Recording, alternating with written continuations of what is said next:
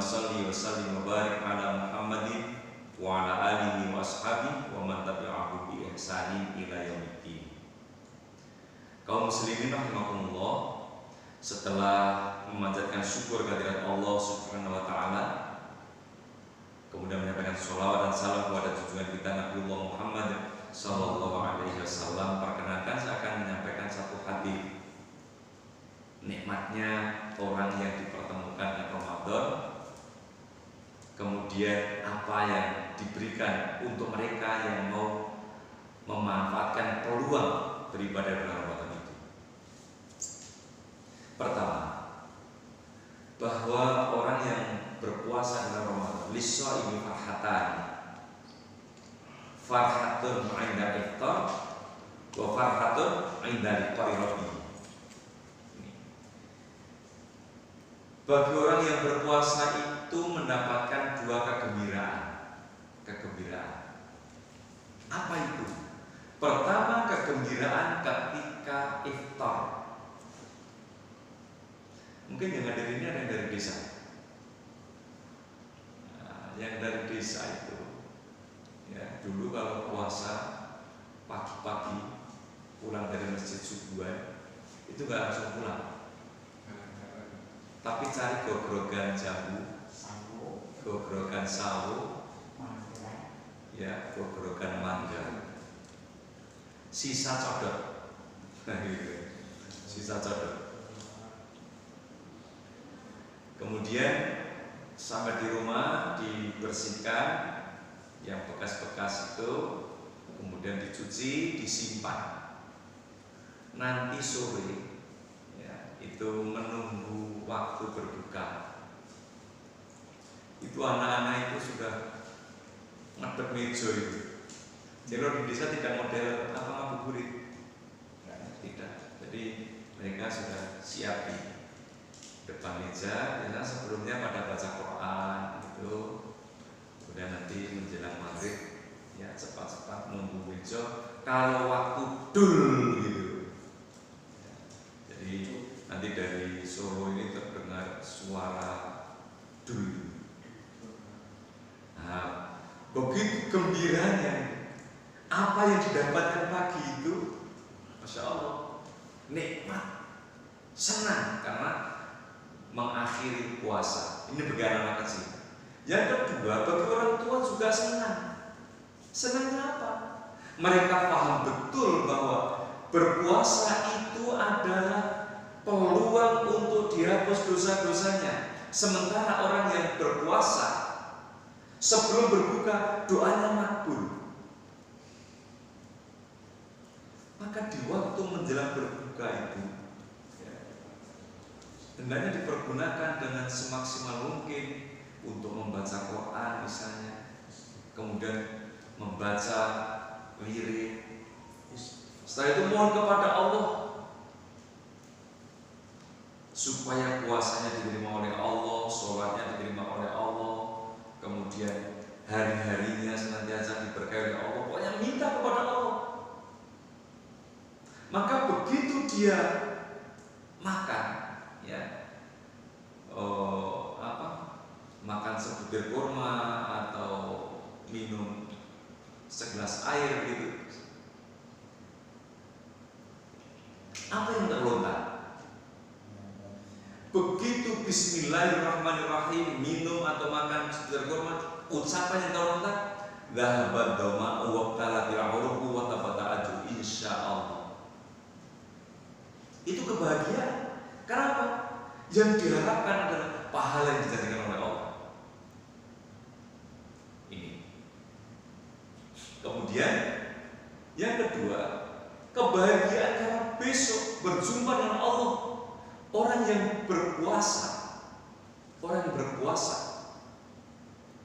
itu oleh Allah diberi peluang untuk bisa berjumpa dengan Allah. Wa farhatun 'inda liqa'i rabbih. Logikanya gimana kalau sudah berjumpa dengan Allah? Orang senang karena bisa berjumpa dengan Allah. Kenapa? Ya, logikanya dia masuk surga. Dia masuk surga. Wong sudah berjumpa dengan Allah masuk surga.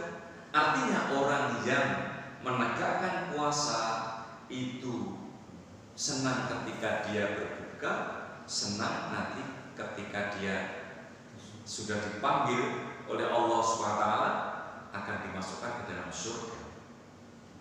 Rasulullah SAW di dalam sabdanya menyebutkan inna fil jannati baban, inna fil jannati baban yuqalu lahu rayyan yadkhulu minhu as-shaimun yaumal qiyamah la yadkhulu minhu ahadun ghairuhu yuqalu ayna as-shaimun fayaqumuna la yadkhulu minhu ahadun ghairuhu fa idza dakhalu ughliqa falam yadkhul minhu ahadun. Begitu Rasulullah SAW menginformasikan kepada orang-orang yang berpuasa. Sesungguhnya di surga itu ada pintu yang namanya pintu Rayyan, pintu Ar-Rayyan. Ada pintu sedekah, ada pintu jihad, ada pintu puasa. Jadi ada pintu-pintu yang dijanjikan oleh Allah. Dalam satu riwayat disebutkan Abu Bakar Siddiq ketika Rasul menjelaskan bagi orang yang berpuasa Rasulullah menjelaskan di surga itu ada 8 pintu. Kemudian 8 pintu itu ada pintu ini, pintu ini, pintu ini. Ya. Kemudian Abu Bakar tanya, saya bisa masuk nggak? Bisa, kamu bisa masuk. Mana yang kamu pilih? Nah, kita ini akan bicara pintu yang pintu Ar-Rayyan ini. Jadi ada pintu yang dinamakan pintu Ar-Rayyan yang akan dimasuki oleh orang-orang yang berpuasa pada kiamat nanti. Yang akan dimasuki oleh orang-orang yang berpuasa. Dan tidak ada yang memasuki melainkan orang-orang yang berpuasa itu. Dikatakan, mana orang-orang yang berpuasa? Maka mereka berdiri dan tidak ada yang memasukinya seorang pun kecuali mereka. Jadi pintu itu khusus. Nah, orang tidak berpuasa nggak bisa. Orang tidak sholat mau cari pintu karena sholat nggak ada. Mau cari pintu karena puasa nggak ada. Mau pintu karena sedekah nggak ada. Pintu jihad nggak ada. Karena tidak pernah dilakukan. Oleh karena kalau kita ini diperintah puasa, Rasul menyatakan man shoma ramadhana imanan wa ihtisaban. Jangan sampai salah. Sebab kalau ada orang itu berpuasa, ya, ibu-ibu itu, jangan gimana puasanya? Alhamdulillah sukses gitu. Terus, dan alhamdulillah sekarang saya sudah berat badan saya sudah turun 5 kilo karena puasa. Berarti puasanya karena niatnya ingin apa? Diet aja, bukan karena Allah. Itu. Maka imanan wa ihtisaban. Lah masalah penjenengan itu kepengin semakin langsing, ya mohon kepada Allah. Tetapi puasanya bukan karena langsing. Ini ibadah itu kalau nggak hati-hati hilang betul itu. Sholat, wah bacanya dibagus-baguskan karena di belakangnya ada calon mertua. Tanpa khusyuk, bukan karena Allah. Sementara Allah perintah kepada kita, ya, bahwa wa ma umiru illa liya'budullaha mukhlishina lahuddin. Jadi kembali, kalau puasanya itu hanya karena Allah semata, maka dia punya hak masuk pintu Rayyan. Orang-orang berpuasa sudah memasuki, maka pintu tutup. Pintu tutup. Jadi sudah masuk, pintu itu ditutup dan tidak ada lagi seorang pun yang masuk melaluinya. Sudah. Oleh karenanya kaum muslimin rahimakumullah, berbahagia sekali kita ini berpuasa ini. Terus apa?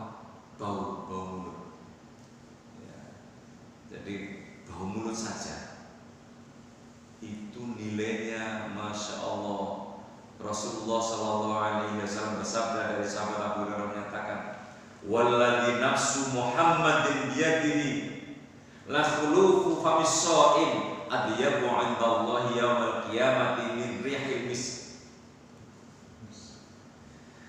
Demi yang jiwa Muhammad ada di tangannya, bau mulut orang yang berpuasa lebih Allah cintai daripada misk, minyak kasturi. Kasturi itu baunya enak. Tetapi Allah lebih senang dengan baunya mulut orang berpuasa. Misik itu minyak wangi surga. Nah, kalau kita ini berpuasa, bisa jadi sekarang ini bau mulut kita tidak begitu enak, tapi orang-orang berpuasa nanti bau mulutnya akan harum. Ini. Kemudian di samping itu, kaum muslimin rahimakumullah, ada barokah puasa, penuh barokah tadi. Ya, bahwa syahrun alimun mubarak. Satu di antaranya Rasulullah menyatakan tentang barokahnya itu adalah di sahur. Maka kalau kita berpuasa ya, itu jangan kemudian mentang-mentang karena kuat. Ya, saya nggak apa-apa. Enggak. Kita ini hidup punya prinsip ihya'us sunnah. Gitu. Untuk menghidup-hidupkan sunnah. Sunnahnya Nabi apa? Ya puasa itu supaya sahur. Rasulullah SAW bersabda, tasahharu. Ya, tasahharu. Fa inna bis sahur barokah. Bersahurlah kalian. Karena pada santap sahur itu ada keberkahan. Berkah sudah saya sampaikan berkali-kali bahwa yang namanya barokah itu ziyadatul khair ba'dal khair. Ada kebaikan-kebaikan yang kita dapatkan di sini. Bahkan di dalam hadis yang lain juga disebutkan bahwa as-sahur akluhu barakatun. Fala yad'u walau an yajra'a ahadukum jur'atan min ma'in. Fa inna Allah azza wa jalla wa malaikatahu yusalluna ala mustasahhir.